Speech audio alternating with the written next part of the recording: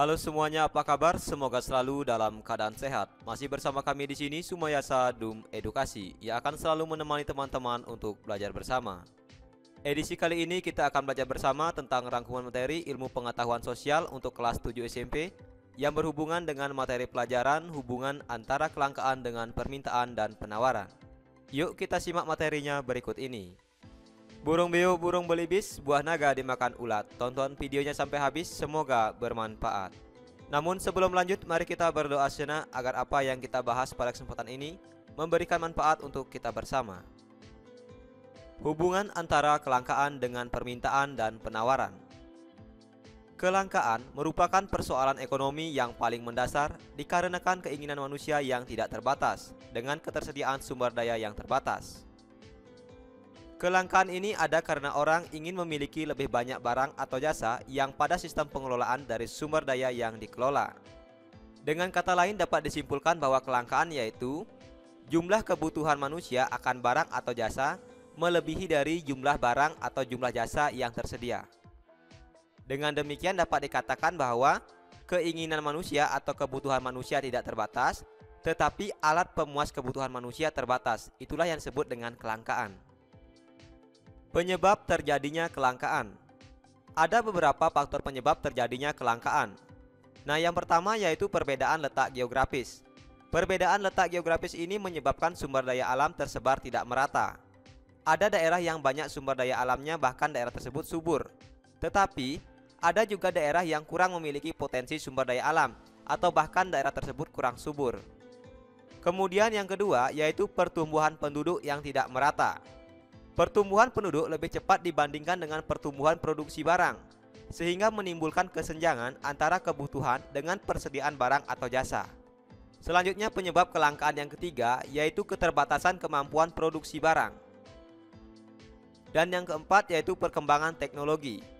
Adanya ketidaksamaan perkembangan teknologi. Misalnya di beberapa negara maju, perkembangan teknologinya sangat pesat. Sementara di negara yang berkembang atau mungkin negara yang belum maju atau negara yang tertinggal, ini perkembangan teknologinya sangat lambat sekali. Nah, sehingga kebutuhan pemenuhan akan barang dan jasa ini menjadi terhambat. Inilah salah satu penyebab juga terjadinya kelangkaan. Terbatasnya sumber daya mendorong manusia untuk melakukan segala usaha agar kelangkaan bisa teratasi guna memenuhi kebutuhan hidup. Faktor penyebab kelangkaan yang telah diuraikan dapat menimbulkan penawaran atau permintaan terhadap barang dan jasa. Penawaran terhadap barang dan jasa akan melimpah terjadi pada daerah yang kelebihan hasil produksi. Kelebihan penawaran ini akan mengakibatkan harga barang pada daerah tersebut menjadi murah. Sementara daerah yang kekurangan sumber daya akan menyebabkan kelebihan permintaan sehingga harga barang pada daerah tersebut menjadi mahal. Nah, inilah hubungan antara kelangkaan dengan permintaan dan penawaran, tergantung dari ketersediaan sumber daya alamnya. Untuk mengatasi kelebihan penawaran pada daerah yang kelebihan sumber daya dan kekurangan pada daerah yang kurang sumber daya, ini dapat dilakukan dengan pendistribusian barang dan jasa yang seimbang. Distribusi barang adalah kegiatan menyalurkan barang dari produsen kepada konsumen, baik secara langsung maupun tidak langsung. Kalau secara langsung misalnya seperti yang telah kita pelajari sebelumnya, yaitu melalui pasar atau melalui agen-agen. Sementara secara tidak langsung yaitu melalui kegiatan komunikasi online atau pasar online melalui HP. Apa kaitan pasar dengan distribusi? Nah, perhatikan ilustrasi berikut ini. Sesuai dengan gambar di atas dan sesuai dengan fungsinya pasar, merupakan tempat promosi, distribusi, dan pembentukan harga. Pasar merupakan tempat terjadinya transaksi jual beli.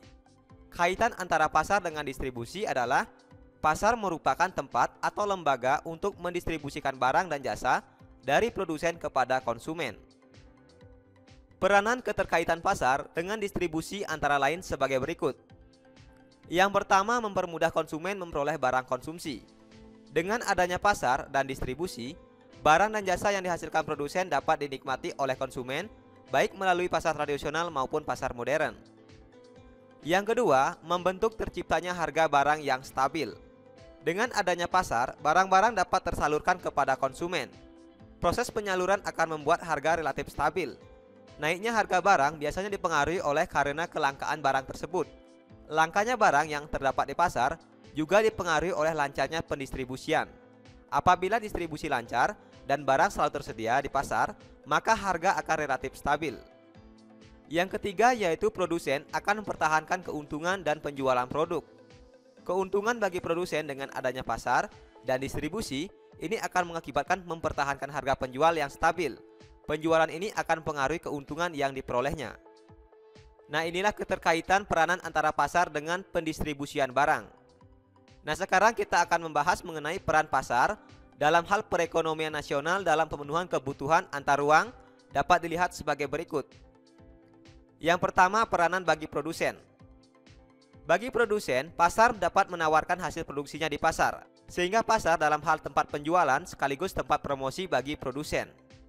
Yang kedua, peranan pasar bagi konsumen. Bagi konsumen, pasar dapat memenuhi segala kebutuhan. Semakin luas pasar, maka semakin mempermudah konsumen dalam memperoleh barang yang dibutuhkan. Kemudian yang ketiga, peranan pasar bagi pembangunan. Karena pasar menyediakan barang dan jasa yang bermanfaat dan diperlukan dalam pembangunan, maka pembangunan akan semakin maju. Dan yang keempat yaitu peran pasar bagi sumber daya manusia itu sendiri. Pasar merupakan sarana tempat terjadinya transaksi jual beli. Di pasar ada pedagang, kemudian ada penjual, dan ada orang yang bekerja sebagai pendistribusi barang. Nah, dengan demikian, peranan pasar bagi sumber daya manusia itu sendiri yaitu dapat menyerap tenaga kerja. Semakin luas pasar berarti membuka kesempatan kerja, dan ini artinya menyerap tenaga kerja dan mengurangi pengangguran. Nah, inilah peran pasar dalam tatanan perekonomian nasional dalam pemenuhan kebutuhan antar ruang. Baiklah teman-teman, mungkin cukup sekian dulu materi kita kali ini yang berhubungan dengan hubungan antara kelangkaan dengan permintaan dan penawaran. Nah, berikut ini merupakan rangkuman materi dari apa yang sudah kita bahas pada kesempatan ini. Kelangkaan merupakan persoalan ekonomi yang paling mendasar dikarenakan keinginan manusia yang tidak terbatas, sementara ketersediaan sumber daya yang terbatas. Ketersediaan sumber daya antar daerah tidak sama. Ada sebagian daerah yang kelebihan sumber daya dan sebagian daerah yang kekurangan sumber daya. Nah, inilah yang menyebab terjadinya faktor kelangkaan. Untuk mewujudkan rasa syukur kita pada Tuhan Yang Maha Esa, alangkah bijaknya apabila kita memanfaatkan sumber daya tersebut dengan baik dan selalu menjaga kelestariannya, menjaga lahan agar tetap subur, dan menjaga keseimbangan ekosistem. Terima kasih telah menyaksikan video ini, semoga bermanfaat.